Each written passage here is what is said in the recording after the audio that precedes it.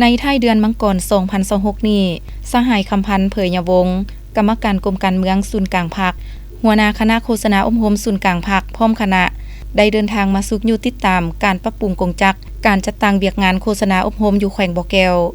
โดยการเข้าร่วมของสหายพลจัตวาแป้นคำบุตรจันแพงกรรมการศูนย์กลางพรรคเลขาคณะบริหารงานพรรคแขวงและคณะนำของแขวง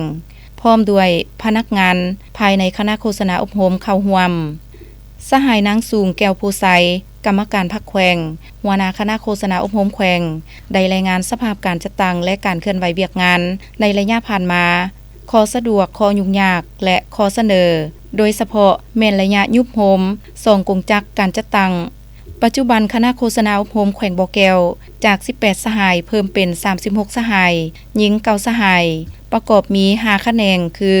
แขนงบริหารแขนงโฆษณาแขนงสั่งรวมข้อมูลข่าวสารแขนงฝึกอบรมและแขนงสื่อมวลชน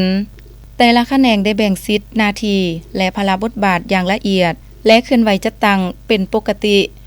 สหายหัวหน้าคณะโฆษณายังได้เสนอให้ทางแขวงทางศูนย์กลางสนองด้านงบประมาณเพื่อเคลื่อนไหวลงท้องถิ่นฝึกอบรมทั้งด้านทฤษฎีการเมืองการปกครองฝึกอบรมเวียกงานสื่อมวลชนเพื่อเผยแพร่ข้อมูลข่าวสารออกให้สังคมได้ฟังได้อ่านและได้ชมให้ว่องไวทันเหตุการณ์ที่เกิดขึ้นอย่างถูกต้องชัดเจนด้านอุปกรณ์สื่อมวลชนและพาหนะรับใช้เข้าในเวียกงานโอกาสนี้สหายคำพันธ์เผยยวงศ์ได้กล่าวย่องยอสมเสยต่อผลงานและความสำเร็จในแต่ละเวียกงานของโฆษณาอบรมญาติมาใดถึงว่าอยู่ท้องถิ่นจะพบความยุ่งยากทางด้านงบประมาณอุปกรณ์และพาหนะรับใช้บ่เพียงพอแต่ก็สามารถตัดสินใจสูงเฮ็ดสำเร็จเวียกงานสำคัญหลายด้านโดยเฉพาะแม่นการปิ่นออมรับใช้กองประชุมใหญ่ขององค์คณะพรรคแขวงครั้งที่7สำเร็จได้ด้วยดีสามารถเผยแพร่ข้อมูลข่าวสารแผนนโยบายของพรรคระเบียบและกฎหมายของรัฐได้อย่างถูกต้องและต่อเนื่องภายหลังยุบโฮมเข้ากันเป็นอันเดียวแล้วให้สืบต่อศึกษาอบรมทางด้านการเมืองแนวคิดและความสามัคคีให้มีความแน่นแฟ้นเอาใจใส่ปฏิบัติหน้าที่เวียกงานวิชาเฉพาะให้สำเร็จตามแผนการและคันเทิงมอบหมายให้โดยเฉพาะแม่นระยะโฆษณาข่าวสารและนิติกรรมต่างๆการปอนบัตรเลือกตั้งของสภาแห่งชาติและสภาท้องถิ่นในวันที่22กุมภาพันธ์นี้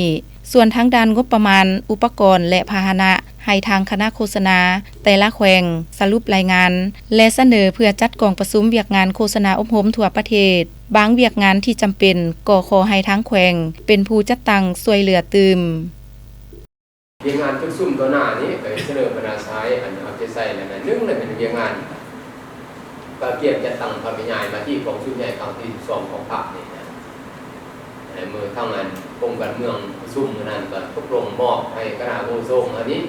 เป็นใจกลางในการเปลี่ยนอันนั้นคำสั่งของคณะเลขาธิการกลางพรรคว่าโดยการเสื่อมซึมและทางวิญญาณมาที่กองชุดใหญ่ครั้งที่2ของพรรค